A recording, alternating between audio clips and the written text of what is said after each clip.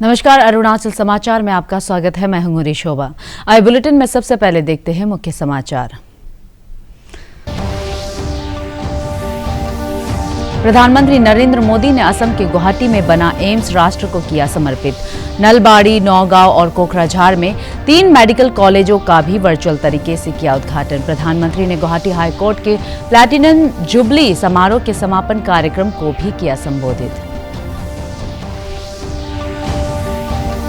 केंद्र सरकार ने अरुणाचल प्रदेश सिविल सेवा के 9 अधिकारियों की भारतीय प्रशासनिक सेवा में नियुक्ति का आदेश किया जारी। ताए काये, न्याली एते, रेपो रोनिया, राजेंद्र कुमार शर्मा, अवधेश कुमार सिंह, लियोन बोरांग, पिगे लिगू, अबू ताइंग और तारू तालो को IAS में मिला प्रमोशन। राज्यपाल KT पटनायक ने शी योमी जिले के मेचुका में चीन सीमा से सटे भारतीय सेना के कैंप का किया दौरा और जवानों से किया संवाद। गुरुवार को राज्यपाल ने prime minister youth camp and cycle rally in border area कार्यक्रम को किया संबोधित। युवाओं का बढ़ाया उत्साह। प्रधानमंत्री नरेंद्र मोदी ने आज असम के चांगसारी में एक समारोह में अखिल भारतीय आयुर्विज्ञान संस्थान एम्स गुवाहाटी राष्ट्र को समर्पित किया। श्री मोदी ने नालबाड़ी, नौगांव और कोकराझार में 3 मेडिकल कॉलेजों का भी वर्चुअल तरीके से उद्घाटन किया। इस अवसर पर लोगों को संबोधित करते हुए प्रधानमंत्री ने कहा कि नॉर्थ ईस्ट को पहला एम्स मिला है, जिससे क्षेत्र में स्वास्थ्य उपचार का ढांचा मजबूत होगा। श्री मोदी ने कहा कि पिछले 9 वर्षों के दौरान नॉर्थ ईस्ट में कनेक्टिविटी में बड़ा सुधार आया है। उन्होंने कहा कि स्वास्थ्य और शिक्षा सहित सामाजिक बुनियादी ढांचा क्षेत्र में भी उल्लेखनीय प्रगति हुई है। इस समारोह में प्रधानमंत्री ने IIT गुवाहाटी में Assam advance health care innovation institute की आधारशिला भी रखी। श्री मोदी ने असम के 1 करोड़ 10 लाख लाभार्थियों को आयुष्मान भारत प्रधानमंत्री जन औषधि योजना कार्ड भी वितरित किए। सर, देश के कोने कोने में हमारी सरकार की योजनाओं के लाभार्थियों से मुलाकात करता रहता हूं। इसमें बहुत बड़ी संख्या में हमारी माताएं, बहनें, हमारे देश की बेटियां, हमारी महिलाएं शामिल होती हैं। वो मुझे बताती है कि पहले इसकी सरकारों में और अब भाजपा सरकार के समय में स्वास्थ्य सुविधाओं में कितना बड़ा फर्क आया है। भाजपा के नेतृत्व वाली हमारी सरकार ने जो योजनाएं शुरू की, उसका बहुत बड़ा लाभ हमारी माताओं, बहनों को, महिलाओं की सेहत को हुआ है। स्वच्छ भारत अभियान के तहत बने करोड़ों शौचालय ने महिलाओं को बहुत सारी बीमारियों से बचाया है। उज्ज्वला योजना के तहत मिले गैस, उस गैस कनेक्शन से महिलाओं को जानलेवा धुएं से मुक्ति दिलाई है। जल जीवन मिशन के तहत हर घर जल आने से करोड़ों महिलाओं का पानी से होने वाली बीमारियों से बचाव हुआ है। मिशन इंद्रधनुष ने करोड़ों महिलाओं का मुफ्त टीकाकरण करके उन्हें गंभीर बीमारी से बचाया है। आयुष्मान भारत योजना ने महिलाओं को अस्पताल में 5 लाख रुपए तक के मुफ्त इलाज का भरोसा दिया है। प्रधानमंत्री मातृ वंदना योजना ने महिलाओं को गर्भावस्था के दौरान आर्थिक मदद दी है। राष्ट्रीय पोषण अभियान ने महिलाओं को पौष्टिक भोजन मुहैया कराने में मदद की है। जब सरकार संवेदनशील होती है, जब गरीब के प्रति सेवा की भावना होती है, तो ऐसे ही काम किया जाता है। प्रधानमंत्री नरेंद्र मोदी ने आज गुवाहाटी हाईकोर्ट के प्लैटिनम जुबली समारोह के समापन कार्यक्रम को संबोधित किया और कहा कि अनुपयोगी हो चुके पुराने कानूनों को खत्म करने से अदालतों में मुकदमों की संख्या में कमी लाने में मदद मिली है। उन्होंने कहा कि सरकार ने पिछले कुछ वर्षों में लगभग 2000 कानूनों को निष्प्रभावी किया। प्रधानमंत्री ने कानून को आसान भाषा में लिखने की जरूरत पर जोर दिया ताकि लोग उन्हें आसानी से समझ सके। इस अवसर पर असम के राज्यपाल गुलाब चंद कटारिया, असम के मुख्यमंत्री हिमंता बिश्व शर्मा, केंद्रीय कानून मंत्री किरेन रिजिजू, अरुणाचल प्रदेश के मुख्यमंत्री पेमा खांडू और गुवाहाटी हाईकोर्ट के न्यायाधीश भी उपस्थित थे। इस बार स्वतंत्रता दिवस पर मैंने लाल किले से भारत की एस्पिरेशनल सोसाइटी और सबका प्रयास के बारे में विस्तार से बात की थी। आज 21वीं सदी में हर भारतवासी के सपने और उसकी आकांक्षाएं असीम है। इनकी पूर्ति में लोकतंत्र के एक स्तंभ के तौर पर हमारी सशक्त और संवेदनशील जुडिशरी की भूमिका भी उतनी ही अहम है। देश के संविधान की भी हम सभी से ये निरंतर अपेक्षा है कि हम समाज के लिए एक वाइब्रेंट, स्ट्रांग और आधुनिक लीगल सिस्टम बनाएं। मेरा तरफ से मैं इस पवित्र दिवस का शुभकामना देना चाहता हूँ। অসমৰ যিমান আমাৰ লগৰীয়া আছে সবক মই বহাগ বিহুৰ শুভেচ্ছা জনাইছোঁ। আৰু মই সদায় কৈ থাকে যে আমাৰ কাৰণে অসম কওক বা অৰুণাচল কওক বা আমাৰ নৰ্থ ইষ্ট একে হিচাপতে আমি কাম কৰি আছিলে। এতিয়া আমি একে মনৰ একে ভাবি চিন্তা কৰি কাম কৰি আছে। মই সদায় কৈ থাকে যে মই যেতিয়া জন্ম লৈছে তেতিয়াতো অসমীয়া বুলিয়ে জন্ম লৈছিলে। অৰুণাচলটো 1972তে বেলেগ হৈছে। তার আগতে তো আমি সবে একেই আছিলে।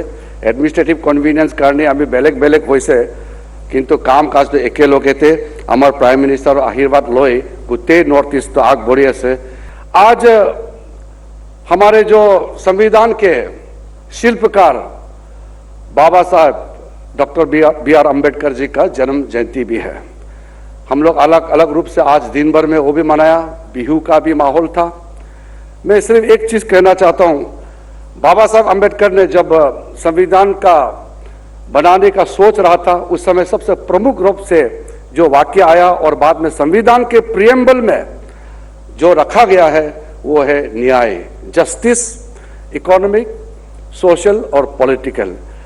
तो जो न्याय आर्थिक, सामाजिक और राजनीतिक क्षेत्र में जो न्याय मिलना चाहिए वो मैं सचमुच में कहूं तो आज देश में बाबा साहब अम्बेडकर का सपना पूरा होते हुए हम सब देख रहे हैं। केंद्र सरकार के कार्मिक जन शिकायत एवं पेंशन मंत्रालय के तहत आने वाले कार्मिक एवं प्रशिक्षण विभाग DOPT ने अरुणाचल प्रदेश राज्य सिविल सेवा के 9 अधिकारियों की भारतीय प्रशासनिक सेवा में नियुक्ति का आदेश जारी किया है। गुरुवार को जारी आदेश में DOPT ने कहा कि ताइकाए न्यायालय रेपो रोन्या, राजेंद्र कुमार शर्मा, अवधेश कुमार सिंह, लियोन बोरांग, पिगे लिगू, अबुताइंग और तारू तालो को भारतीय प्रशासनिक सेवा IAS में नियुक्त किया गया है। मुख्यमंत्री पेमा खांडू ने IAS में नियुक्त हुए राज्य प्रशासनिक सेवा के अधिकारियों को बधाई एवं शुभकामनाएं दी। राज्यपाल के पटेल ने आज शी ओमी जिले के मेचुका में चीन सीमा से सटे भारतीय सेना के कैंप का दौरा किया और जवानों से संवाद किया। राज्यपाल ने कहा कि सीमावर्ती क्षेत्र में तैनात जवानों से मिलकर उन्हें खुशी हुई है। उन्होंने कहा कि मुश्किल हालात के बावजूद फॉरवर्ड एरिया में हमेशा मुस्कुराते हुए चेहरे नजर आते हैं।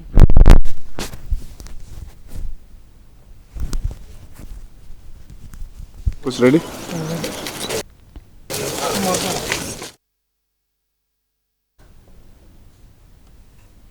राज्यपाल KT पटनायक ने अरुणाचल प्रदेश के युवाओं से आह्वान किया है कि वे ज्ञान, मजबूत इच्छा शक्ति, कुछ नया करने का हुनर, धैर्य और कड़ी मेहनत करने की लगन हासिल कर राज्य का नेतृत्व करें।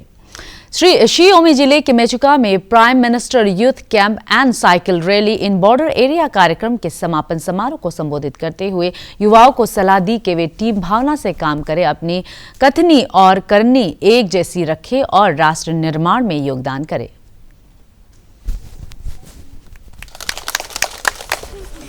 आप लोगों ने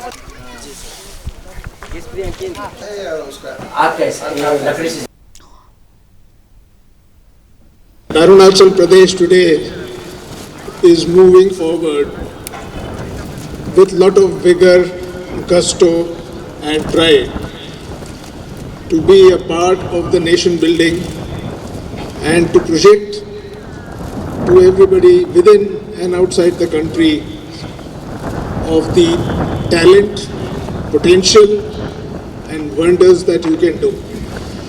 my heartiest congratulations to everybody who's present here. There have been thoughts over many years now that we should operationalize the NCC and make it the harbinger of future leaders, of good citizens who will lead this country 10, maybe 20 years hence. I want to thank everyone who is present here to participate in this event, and I am sure this event will resonate in the rest of the country. It will find a place of mention for what you have done, and it will also make people think of what you are capable of doing. My best wishes to all of you. Jai Arunachal, Jai. राष्ट्रपति द्रौपदी मुर्मू, उपराष्ट्रपति जगदीप धनखड़ और प्रधानमंत्री नरेंद्र मोदी ने आज सवेरे संसद भवन में डॉक्टर B.R. अम्बेडकर को उनकी जयंती के अवसर पर उनकी प्रतिमा पर पुष्पांजलि अर्पित कर श्रद्धांजलि दी। पूर्व राष्ट्रपति रामनाथ कोविंद, कांग्रेस के राष्ट्रीय अध्यक्ष मल्लिकार्जुन खड़गे, वरिष्ठ कांग्रेस नेता सोनिया गांधी और राष्ट्रवादी कांग्रेस के प्रमुख शरद पवार ने भी अन्य गणमान्य व्यक्तियों के साथ श्रद्धांजलि कार्यक्रम में भाग लिया। तो लगातार सिद्धांत है और इसी लक्ष्य को लेकर हमने देखा है सरकार प्रतिबद्ध। तो समता, समानता और न्याय की भावना भारत के परिसर में भी मौजूद है। डॉक्टर आर्थिक मोर्चे पर देश के लिए अच्छी खबर है। वित्त वर्ष 2022-23 में भारत ने सालाना निर्यात के लक्ष्य को पार करते हुए करीब 14% की उछाल दर्ज की। वहीं देश का कुल निर्यात बीते साल बढ़कर $770 अरब तक पहुंच गया, जबकि सरकार ने आजादी के 75 साल के मौके पर $750 अरब के निर्यात का लक्ष्य रखा था। $70 अरब पर पहुंच गया, जबकि सरकार ने आजादी के 75 साल के मौके पर $750 अरब निर्यात का लक्ष्य रखा था। ये एक साल पहले $676 अरब के स्तर पर था। वाणिज्य सचिव सुनील बर्थवाल ने नई दिल्ली में मीडिया को इसकी जानकारी देते हुए बताया कि फाइनेंशियल ईयर 2023 का निर्यात लक्ष्य 750 से $20 अरब अधिक निर्यात हुआ है। दुनिया में प्रतिकूल हालातों के बावजूद भारत ने निर्यात में एक साल में $94 अरब ज्यादा निर्यात दर्ज किया है। वित्त वर्ष के दौरान वस्तुओं का कुल व्यापारिक निर्यात $422 अरब रहा, जो पिछले वर्ष की तुलना में 6% अधिक है। फाइनेंशियल ईयर 2023 में सर्विसेज का एक्सपोर्ट भी 27% से ज्यादा बढ़ा और ये $323 अरब हो गया, जबकि फाइनेंशियल ईयर 2022 में ये $254 अरब था। पेट्रोलियम निर्यात के मामले में 40% की। प्रधानमंत्री नरेंद्र मोदी डीडी न्यूज पर हर महीने के आखिरी रविवार को मन की बात कार्यक्रम के जरिए करोड़ों लोगों से सीधे जुड़ते हैं। 3 अक्टूबर 2014 को पहली बार पीएम मोदी ने जनता से मन की बात साझा की थी। अप्रैल में 100वीं कड़ी के साथ ये सिलसिला जारी रहेगा। हम आपको दिखा रहे हैं कुछ चुनिंदा अंश। प्रधानमंत्री नरेंद्र मोदी ने मन की बात के एक एपिसोड में औद्योगिकरण और शहरी विकास को लेकर डॉक्टर B.R. अम्बेडकर के विचार साझा किए थे। 14 अप्रैल डॉक्टर बाबा साहब आम्बेडकर की जन्म जयंती है। वर्षों पहले डॉक्टर बाबा साहब आम्बेडकर ने भारत के औद्योगिकरण की बात कही थी। उनके लिए उद्योग एक ऐसा प्रभावी माध्यम था जिसमें गरीब से गरीब व्यक्ति को रोजगार उपलब्ध कराया जा सकता था। डॉक्टर आम्बेडकर जी ने इंडस्ट्रियल सुपर पावर के रूप में भारत का जो एक सपना देखा था, उनका ही विजन आज हमारे लिए प्रेरणा है। आज भारत वैश्विक अर्थव्यवस्था में एक ब्राइट स्पॉट के रूप में उभरा है। पूरा विश्व भारत को निवेश, इनोवेशन और विकास के लिए हब के रूप में देख रहा है। उद्योगों का विकास शहरों में ही संभव होगा, यही सोच थी जिसके कारण डॉक्टर बाबा साहब आम्बेडकर ने भारत के शहरीकरण, अर्बनाइजेशन पर भरोसा किया। केंद्रीय गृह मंत्री अमित शाह ने बीते 10 अप्रैल को अरुणाचल प्रदेश के अंजाव जिले में चीन सीमा से सटे पहले भारतीय गांव किबिथु से वाइब्रेंट विलेज प्रोग्राम का शुभारंभ किया। वाइब्रेंट विलेज प्रोग्राम का मकसद सीमावर्ती क्षेत्र में स्थित गांवों का विकास कर पलायन को रोकना और सीमा को ज्यादा सुरक्षित बनाना है। अरुणाचल प्रदेश के इंटेलेक्चुअल ने केंद्र सरकार के वाइब्रेंट विलेज प्रोग्राम की तारीफ की है।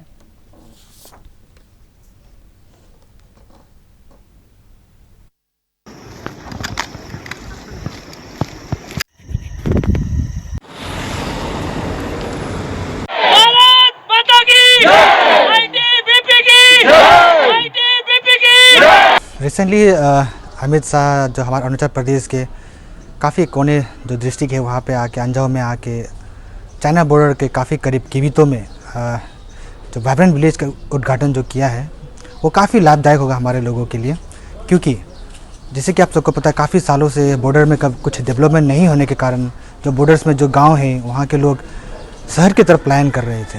लेकिन अब जो वाइब्रेंट विलेज की ओर से जो इनिशिएटिव लिया गया है भारत सरकार के द्वारा वो काफ़ी लाभदायक होगा, क्योंकि वाइब्रेंट विलेज में जितने भी डेवलपमेंट जो शहर में हम देखते हैं, पाते हैं, मिलते हैं, वो ही सेम डेवलपमेंट्स और स्कीम्स प्रोजेक्ट्स अब गांव में भी मिलने लगेगा। तो हम इसी के लिए सरकार को, भारत सरकार को हम बहुत बहुत धन्यवाद करते हैं कि उन्होंने अरुणाचल जैसे जगह को चुना इस प्रोजेक्ट को शुरुआत के लिए। अरुणाचल में तो अभी हाल में जो अमित शाह हमारा माननीय गृह मंत्री भारत सरकार जो लॉन्च किया है कि ये वाइब्रेंट शुरुआत जो है वाइब्रेंट विलेज जो है ये हम लोग एक्चुअली बोलते थे लास्ट गांव, क्योंकि स्टेट कैपिटल को स्टेट का फर्स्ट टाउन बोलते हैं, सिटी बोलते हैं, जैसे कि दिल्ली हो गया भारत का राजधानी। तो ये एक्चुअली अब जो है इसको लास्ट गांव नहीं बोल के इसको फर्स्ट विलेज बोल करके मान रहा है। और अभी जो किबिथु जो है, किबिथु अंजाव डिस्ट्रिक्ट में है, ये बगल में डोंग है जो हमारा पूरा देश में जो माना जाता है कि the first village the land of rising sun, हमारा पूरा देश में पूर्वोत्तर क्षेत्र में भी, पूर्वोत्तर में ये अरुणाचल प्रदेश है जो डोंग जहाँ सूर्य उदय सबसे पहले होता है, वहाँ बगल में किबिथु है। तो किबिथु में जो है वाइब्रेंट विलेज का प्रोग्राम का लॉन्चिंग हुआ है और ये हमको लगता है कि पूरा बॉर्डर, इंटरनेशनल बॉर्डर एरिया में जो अच्छा गाँव है जो सेलेक्ट किया हुआ है, एक करके सेलेक्ट करके धीरे धीरे लगता है फेज वाइज में ये सरकार करेगा होगा। लेकिन आशा करते हैं कि यदि चाहे बीजेपी सरकार हो या कोई भी पार्टी का सरकार हो, ये वाइब्रेंट विलेज प्रोग्राम जो है या तो बॉर्डर एरिया डेवलपमेंट प्रोग्राम को कभी भी नहीं बंद करना चाहिए। हालांकि इसको और स्ट्रॉन्ग कर करके, क्योंकि ये जो पलायन जो हो रहा है बॉर्डर एरिया से, पलायन होने का कारण से डेवलपमेंट का कमी हो रहा है। तो यदि डेवलपमेंट होगा तो पलायन नहीं होगा और डेवलपमेंट जो है बॉर्डर में भी डेवलप्ड होगा। और हम जो बोलते हैं कि चाइना हमको आंख दिखाता है, वो आंख दिखाना बंद करेगा और ये बीच में हम लोग को हस्तक्षेप करता है जो बॉर्डर एरिया में कोई भी यूनिट। ईस्ट सियांग जिले के पासीघाट स्थित बाकिन पर्टिन जनरल अस्पताल में आज एक ब्लड डोनेशन कैंप आयोजित किया गया, जिसमें बड़ी संख्या में युवाओं ने हिस्सा लेकर रक्तदान किया। केपांग वेलफेयर सोसाइटी के यूथ विंग द्वारा इस ब्लड डोनेशन कैंप का आयोजन किया गया था।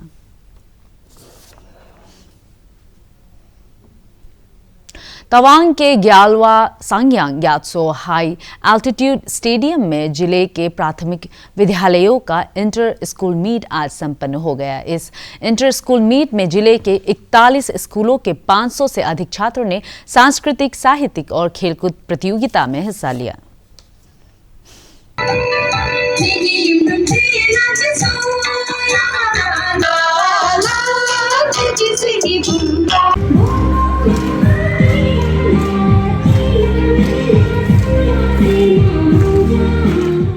ईटानगर में आज फायर और इमरजेंसी सर्विसेज के कर्मियों ने फायर सर्विस डे कार्यक्रम आयोजित किया। इस अवसर पर फायर और इमरजेंसी सर्विसेज के कर्मियों ने प्रदर्शित किया कि आपात परिस्थितियों में किस तरह आग पर जल्द काबू पाया जाए।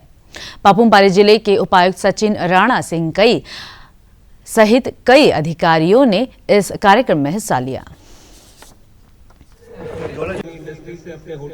ये घटना जो हुआ था 1944 में विक्टोरिया डॉक में, जहाँ में एक एसएस टाइकिन बोल का एक जहाज़ था जिसमें एक्सप्लोसिव लेकर आया था सेकेंड वर्ल्ड वॉर का टाइम में, जहाँ में बहुत सारा एक्सप्लोसिव था। अचानक कोई कारण से उसमें आग लग गया था।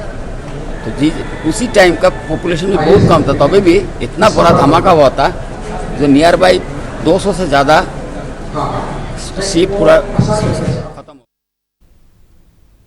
ईस्ट सियांग जिले के पासीघाट में आज फायर सर्विस वीक की शुरुआत हुई।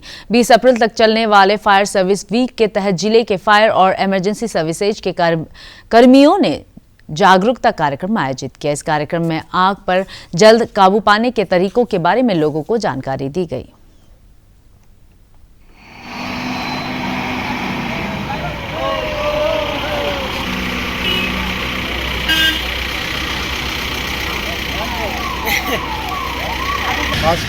अरुणाचल समाचार के आज के अंक में इतना ही। हम कल फिर हाजिर होंगे अरुणाचल और देश दुनिया की खबरों के साथ। चलते चलते आपको बता दें कि आप अरुणाचल समाचार हमारे YouTube channel DD news Arunachal पर भी देख सकते हैं। देखते रहिए अरुण प्रभा। नमस्कार।